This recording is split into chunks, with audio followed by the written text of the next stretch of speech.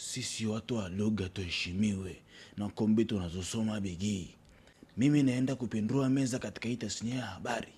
Alafu nimekuja kugundua kitu kimoja. Kuna amani mingi huko kuna daladala kwa sababu mko watu wengi. Ndio maana mtaani nimeona mwepesi. Hivi kuna watu wanacheza na maisha yao na future. Mwangalie uchali yule kibonge yule. Yule chali yako. Amelala eti. Kuna watu unahurumia tojo kwa na maisha baba. Na vile alivyokuwa kibonge vile bamnyongo. Somana yule chali unayosema pale kibonge pale amelala. Baba yake mzazi ndio mwenye hii shule. Baba yake ana shule kama hizi 6, mikoa 6. Na sio tu shule na biashara nyingine nyingi. Halafu yule chali yuko peke yake. Lakini baba yake anataka tu mwanae apite tu shule ya zugezuge ila sija kuonekana kwamba mna kitu yote alifanyaga. Sasa wewe wenzako wanakuja shule kuzuga. Uko serious? Kwanza unasoma kombi gani?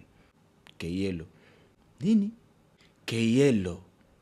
HKyelo. Anyongo, afu nataka upindue meza. Meza gani unataka upindue? Meza ipi? Anyongo. Kipindua mamisho upuza kwa kinguluila. Meza za huko bamnyongo utapindua tu meza. Kwa sababu umesoma Keyelo. Kiswahili na language. Utakuwa ukielewa tu. Ni ungengi. Language imelala. Yule chele tunamwona kavaa miwani. Ile miwani ya macho.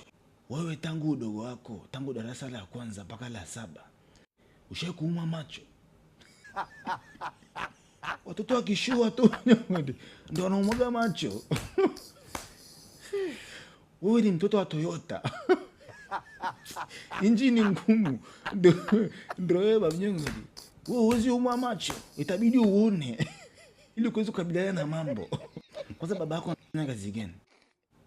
Mzee wangu yuko na usafirishaji. Ana gari gani anatumia kusafirisha? IST. Ukana baba yako nyumbani leo. Mwambie download NMB mkononi. Ni application.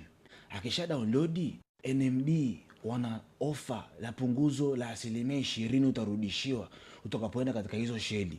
Lakini unaweza kulipia kupitia kadi, kupitia application ya NMB mkononi. Pia mule unaweza ukascan kwa sababu pale kuna masheli una zile QR code. Ukifika pale una scan. Kwa kama baba yako anataka kuweka uwesa labda 80,000, NMB unamrudishia 20% ya 80,000 yake. Kwa sababu leo ni Ijumaa, wanaanzia saa 9 mchana mpaka saa 12 jioni. Ijumaa na Jumatatu. Baba yake ana hizo sheli. Baba yako yana ST.